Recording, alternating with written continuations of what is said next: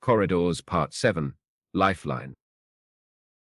Derek looked dubiously at the damp, reddish-brown mass as the Kratith worker drones finished melding what was to be the new port cargo hold of the Hermes to its central fuselage. It wasn't up to Council engineering standards in terms of safety or redundancy, but the new walls looked like they could take a beating. He shrugged. Beggars can't be choosers. The new port cargo door now sported a larger entry port into the fuselage, as well as an entire retractable wall in the space-facing side of the cargo hold, instead of the original Onathins standard entry port. The Kratith workers turned towards Derek and waved their antennae in satisfaction. The melding is complete. Pathfinder engineer Derek Yang. They clicked. Just Derek is fine. He replied. We're not going to leak atmosphere, are we? The melding is complete. They clicked again. All right, then. I guess it's time to head out. He yelled towards the bridge. Alan, we're good to go. He waved dismissively at the Kratith worker drones. Thanks for the patch-up. We'll be on our way now. The entry wall of the new cargo hold yawned open, and the Kratith scurried out onto the landing pad of the Zedran 4 hive seed. As the entry wall seeped shut, Derek walked onto the bridge to find Alan arguing with colony keeper Rixia. The Forsaken have occupied the Zedran system, which severs any communication links we have with the entire interstellar star cluster. They've most likely have started to invade Drisiel and Nesson as well. We're thankful for the repairs, but we seriously can't take you along. Alan explained. The possibility of Forsaken incursion into those systems is precisely the reason why I cannot allow you to enter those systems unescorted. Colony keeper Rixia argued. I will not have our saviors risk their lives to save more Kratith citizens without doing the same.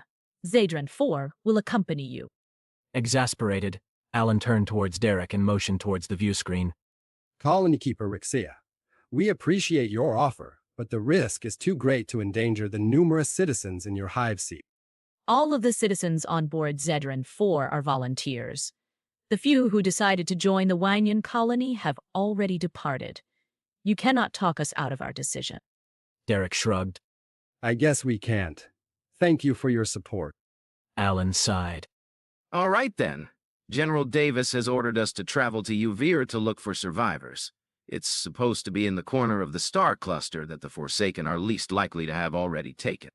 Derek pushed a few buttons and launched a Pathfinder probe out of their remaining launcher, and followed the probe as it traveled a few hundred meters out before flashing and leaving a glowing white ember behind. He gazed into the view screen and saw Kratith worker ships haul a 5th Photon-Lance satellite into orbit over Winyan 2. More Kratith worker ships buzzed around a reddish-brown mass hanging between planet Winyan and one of its moons, shooting focused distortions and slowly teasing a shape out of the mass. Another Lagrangian point weapons array! Derek exclaimed as more worker ships emerged from the planet's surface, carrying slightly smaller photon lances with anti-gravity beams, and guiding them towards the star-shaped mass and melding them. Wow. I guess they decided to fortify Winyan instead of Greeds, even though the Forsaken Armada is still in Zedran. Alan remarked. I wonder how long that strategic meeting took. It can't have been easy to plan the next steps without knowing whether the fleets that are stranded in the Renteller star cluster still exist, and where they would be if they did.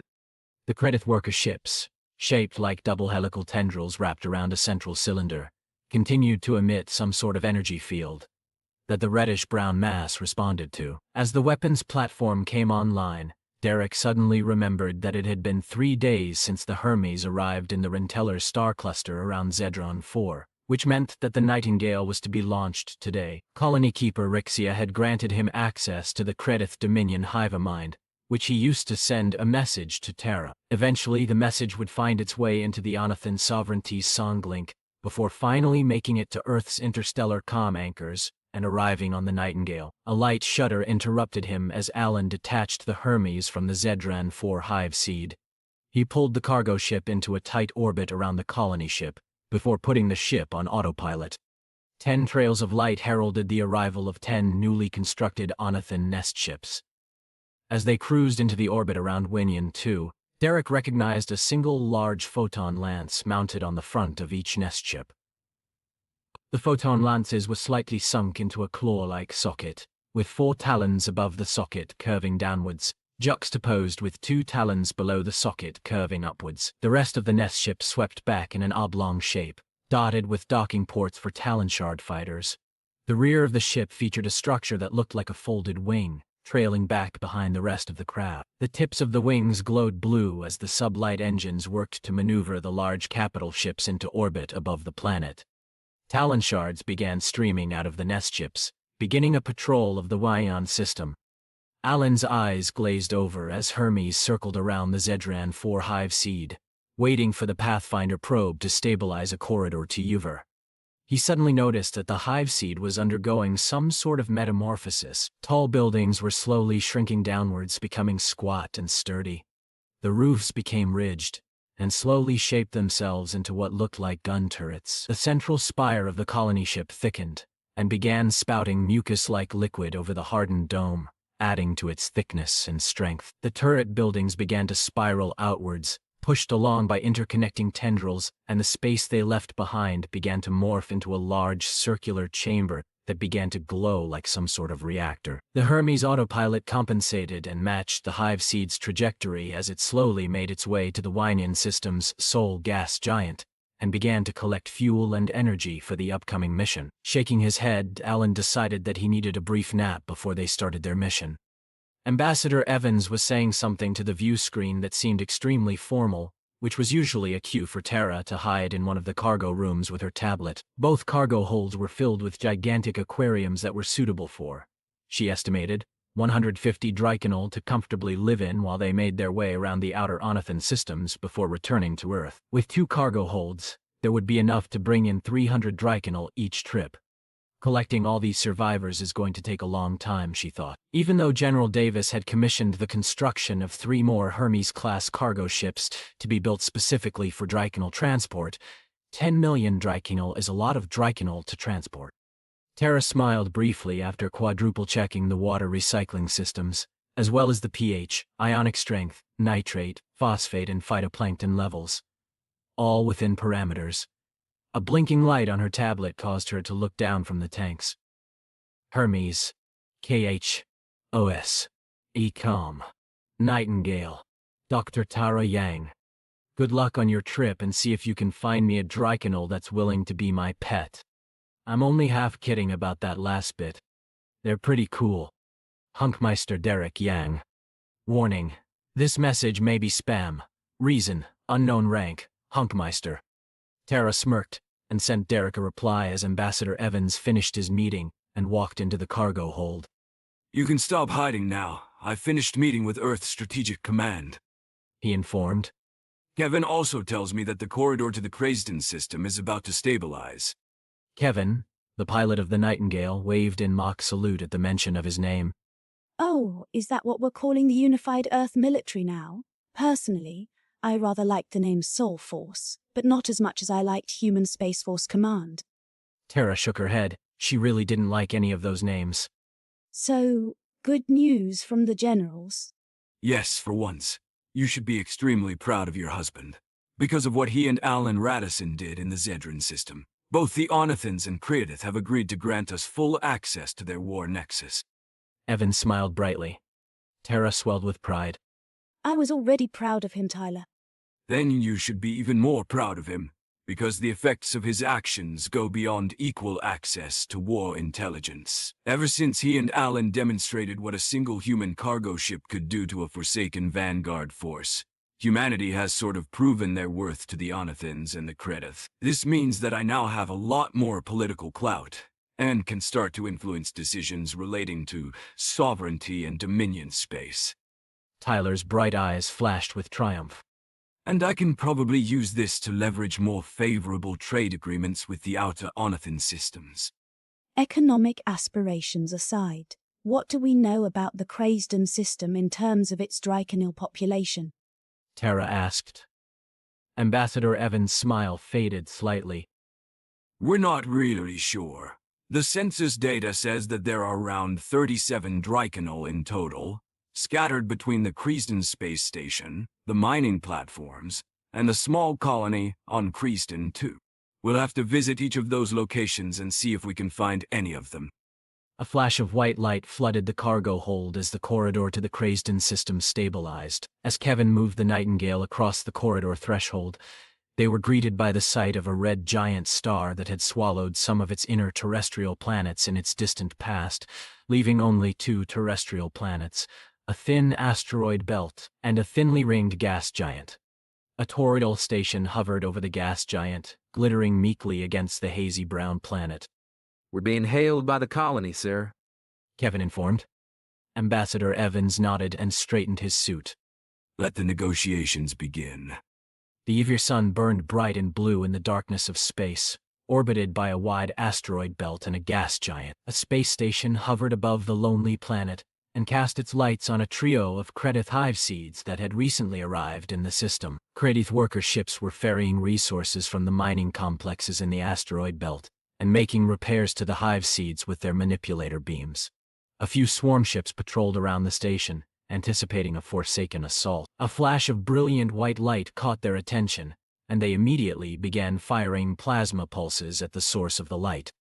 Shit! Hang on! Alan swerved as the Hermes entered the Evier system, facing a hail of yellow plasma.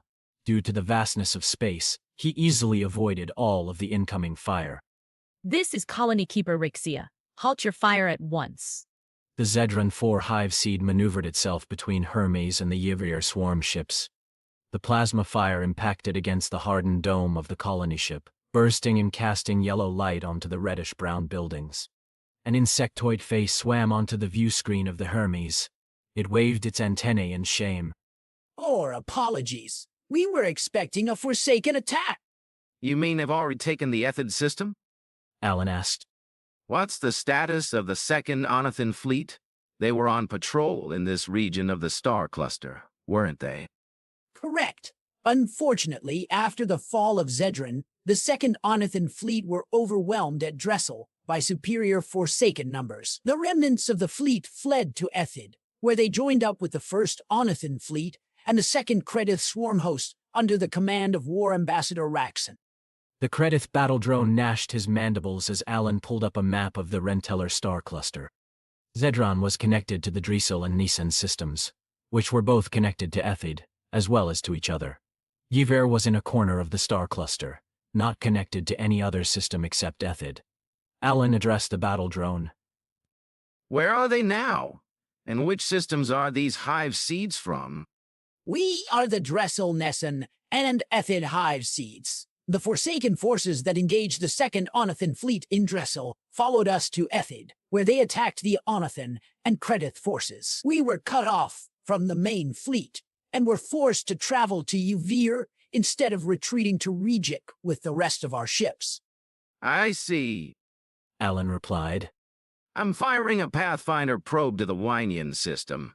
It should take about 14 hours to stabilize a corridor. I have a feeling that if the Forsaken haven't come here already, they're probably chasing the rest of the Onathin and Credith fleets in the Rejik system. Hopefully they'll buy enough time for the corridor to stabilize. Alan nodded to Derek, who fired 5 Pathfinder probes around the hive seeds. When did they retreat to Rejik? Derek asked the battle drone. About 0.05 rotations ago. It would take approximately 0.35 rotations to travel to the Rejik system from Ethid. The battle drone clicked. Alan looked at Derek questioningly. That means that they'll be there in about 0.3 rotations, which translates to 6 hours. If we launch a probe now, we'll be there in about the same time. Derek activated a few controls on his weapons console and fired another Pathfinder probe. Let's pull their asses out of the fire. General Xander Davis smiled as he rewatched the footage that the cameras aboard the Hermes had recorded during its fight with the Forsaken Vanguard fleet. The loss of the port probe launcher was unfortunate, but the redundant starboard probe launcher was specifically included for this reason. Even so, General Davis was already formulating plans for a Hermes Mark II vessel. He made a couple of notes on his tablet and sent his suggestions off to the spacecraft engineers aboard the newly completed forge. Humanity will need more spaceships in order to contribute meaningfully to this war. An incoming message interrupted his thoughts. General Davis, an unauthorized Onathin cargo ship has just entered low Earth orbit. A technician said over the intercom. General Davis looked out of the window of his penthouse suite atop the North American branch of Earth's Strategic Command. He could make out a faint dot in the sky hanging over downtown Vancouver. Hail them, he ordered as he turned towards his console. An orange-feathered Onathin appeared on his screen. He cocked his head before speaking through the translator. Greetings, I am Courier Yithin from the Redula system. I've been informed that I'm not allowed to land on the planet's surface. However, I need to deliver my cargo before they expire. Courier Yithin, I am General Xander Davis of Earth Strategic Command. No ships are allowed to land unless with specific authorization from my office. This is to prevent the spread of foreign pathogens and microorganisms between our two peoples. Your request to land will have to be processed with proper quarantine procedures. Something sounded a bit off to General Davis. What are you delivering? And to whom are you delivering your cargo to? Well, Courier Yithin cheeped. I don't really have a specific recipient. Redolin Jewelers just said to deliver them to Earth. What do you mean, deliver them? General Davis asked impatiently and menacingly. Oh, I'm sorry. I have a cargo hold full of Drycanol that Redolin Jewelers said to ship to Earth, and to specifically tell everyone that Redolin Jewelers was behind this shipment. Courier Yithin fidgeted slightly under General Davis' stare. Drycanil? General Davis glowered at the Onathin. You better have them in good living conditions. I'll not have any Onathins shipping Drycanil into Earth in cramped boxes, swimming in their own wastes and fecal matter. I'd rather we pick them up ourselves if that was the case. Yes, of course. The finest of waters, truly. The Onathin's feathers started to glisten with sweat. General Davis relaxed his expressions. If the Onathins were really starting to get on board with sending Drycanil toward Earth, maybe he could do something to further incentivize the process. Of course, if they have been transported in adequate conditions, you will be rewarded. He sent a few commands to his aide, and immediately began filling out the expedited quarantine forms to allow the Onathin freighter to land. I'm sending you instructions that detail where to land and deliver your cargo.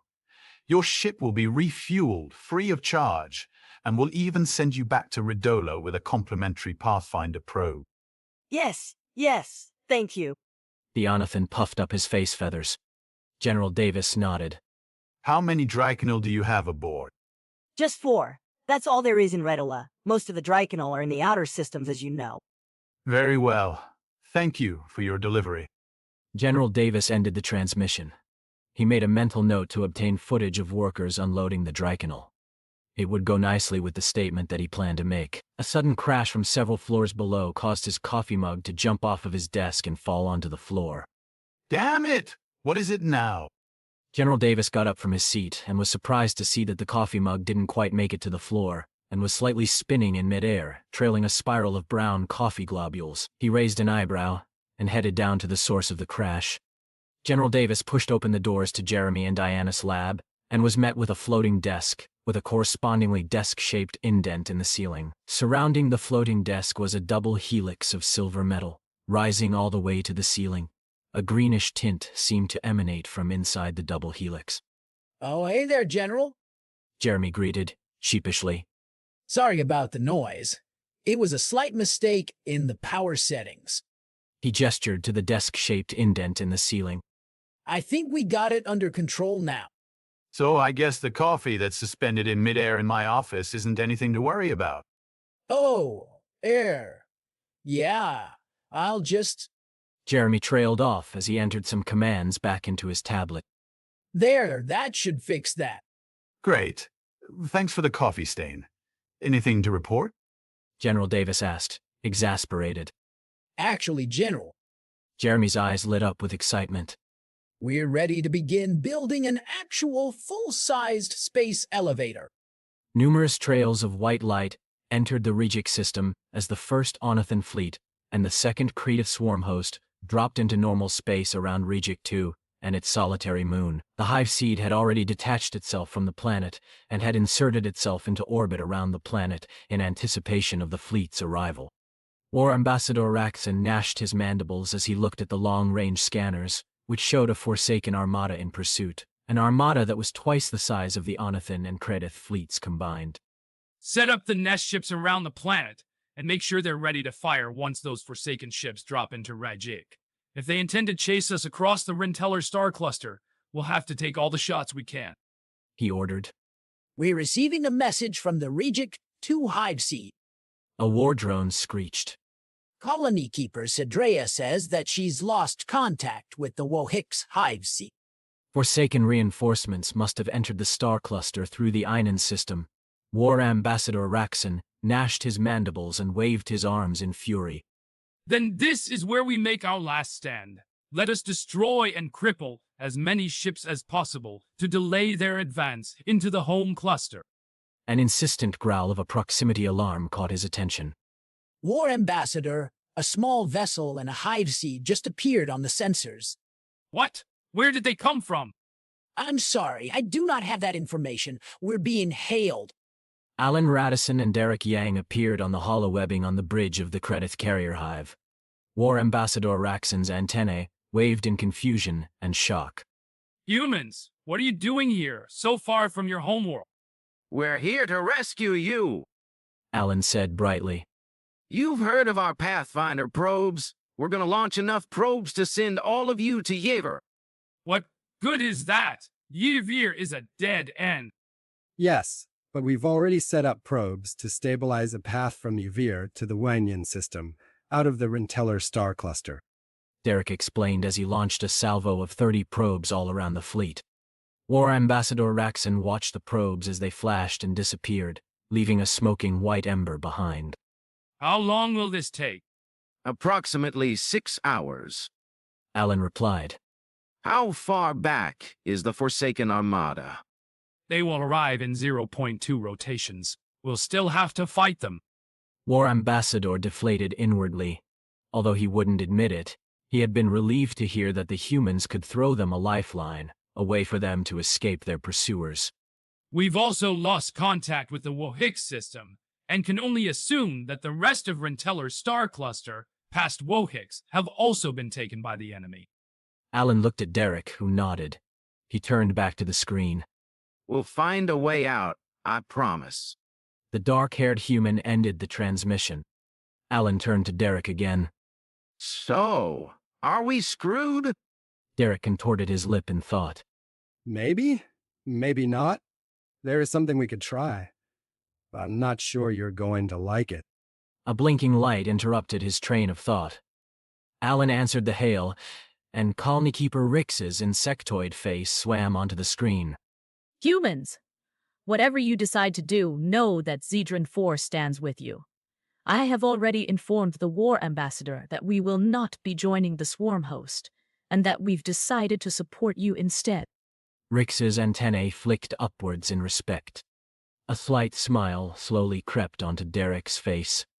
Yes, this might actually work. He entered some commands into his console. We're going to need to go to these coordinates, Alan. Colony Keeper Rixia, I assume that you have access to all of the swarm host's real-time sensor data?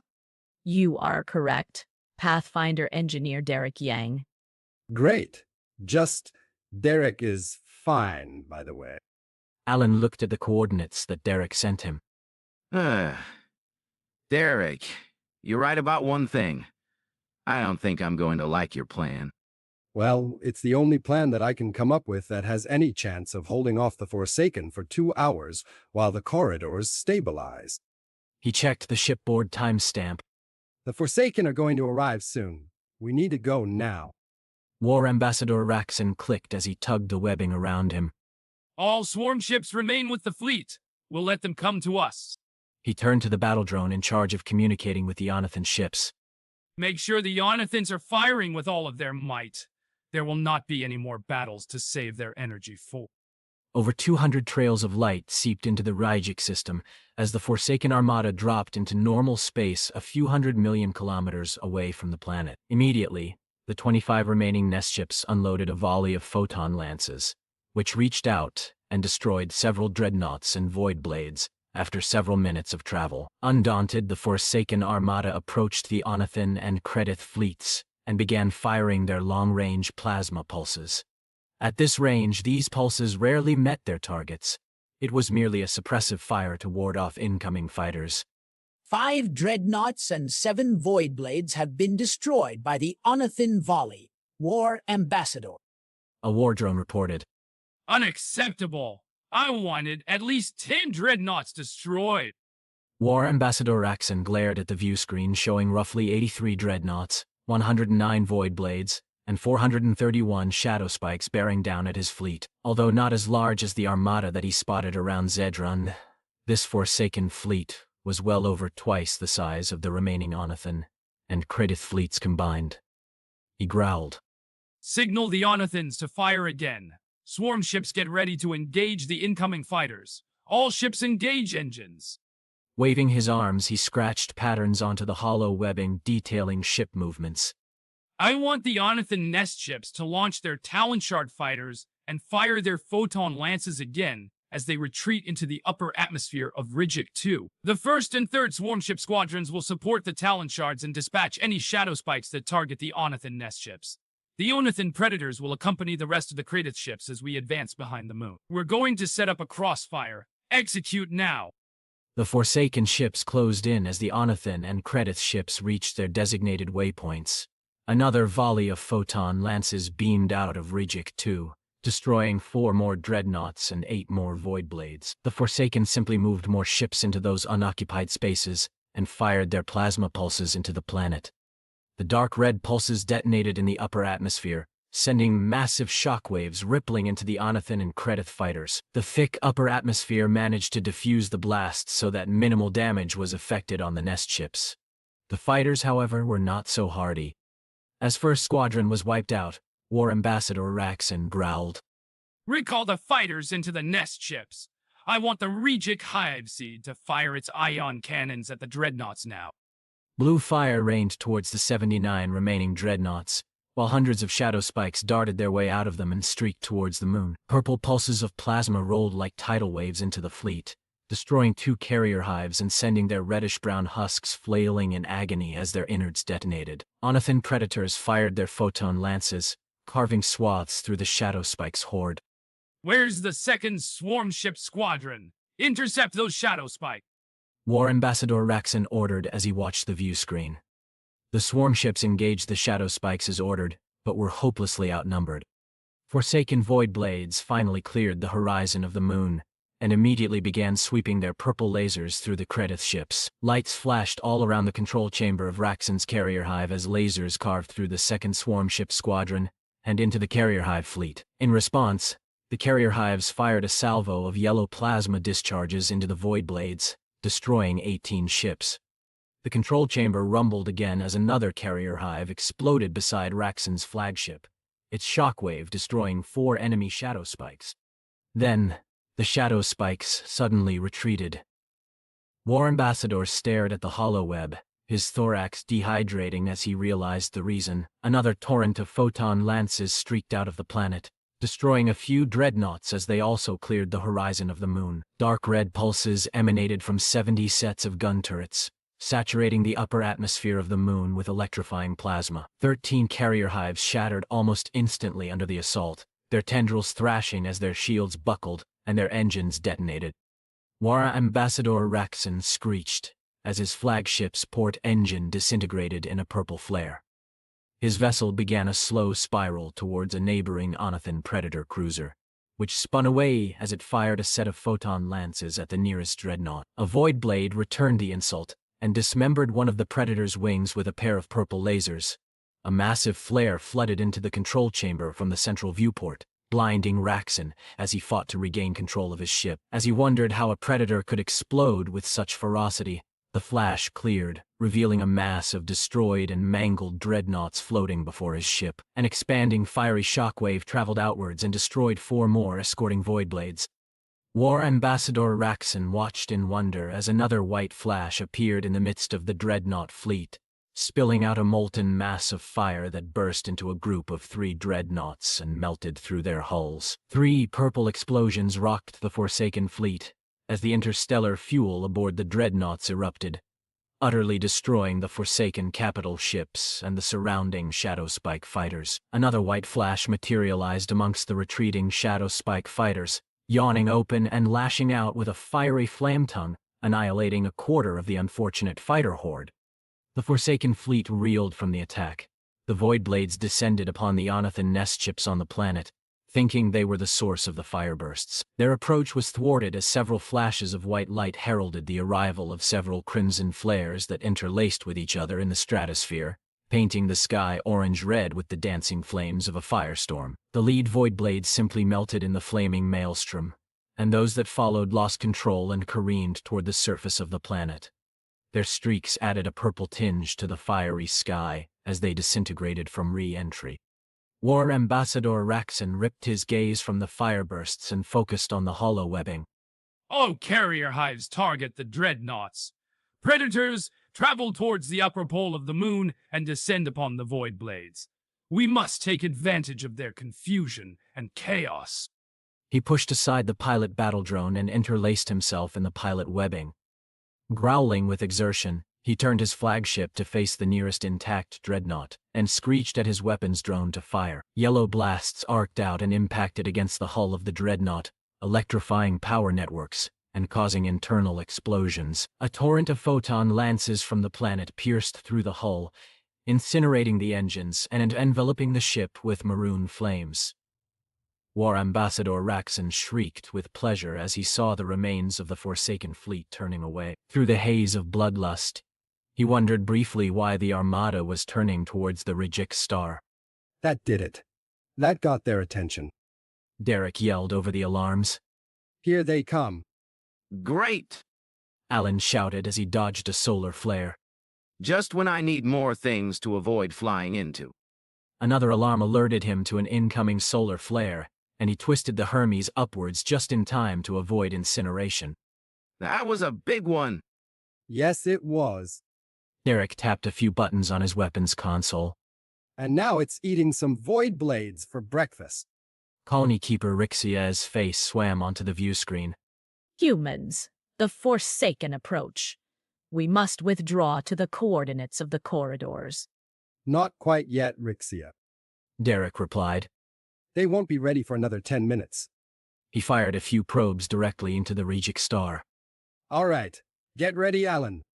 7 Pathfinder probes hurtled toward the sun, exploding in white brilliance before they were incinerated. The smoking embers left behind almost instantaneously expanded outwards, carving small sections of the star and transporting them into the advancing Forsaken fleet. The star fragments, suddenly free from their gravitational leash, rapidly expanded into 8 more dreadnoughts and 18 more Void Blades, consuming them in fiery wrath.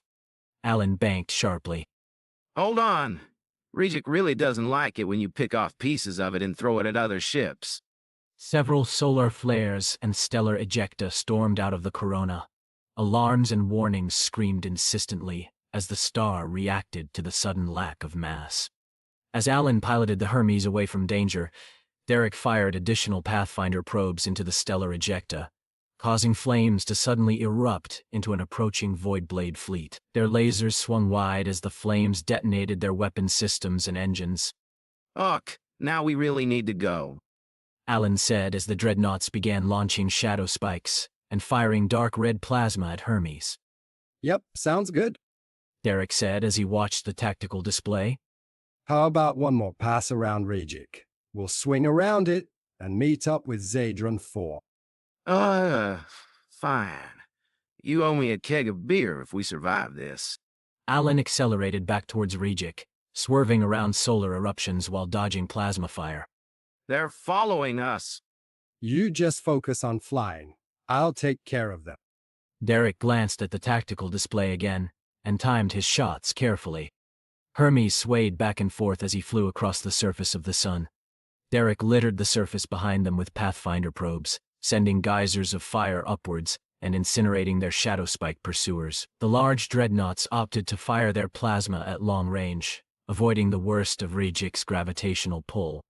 Derek jolted in his seat as plasma fire glanced off the dorsal armor plating. That was close. Additional alarms blared into the bridge. Hull temperature is rising fast. We need to get further away from the surface. We can't. Those void blades will chew us up if we gain any more altitude. Alan replied. Derek flinched as colony keeper Rix's voice clicked through the translator. He had forgotten that she was still on screen. Humans, Zedran 4 will meet with you as you approach. We will destroy the Void Blade pursuers. Blue ion cannon fire streaked overhead, impacting the Void Blades and immediately destroying 2. The remaining 72 Void Blades instantly targeted the Hive Seed, firing maroon blades of light and cutting into the hardened dome. Several buildings were sliced open, but reddish-brown liquid seemed to seep into the damaged areas and harden, maintaining pressurization of the Hive Seed. Thanks for the assist. We're coming up.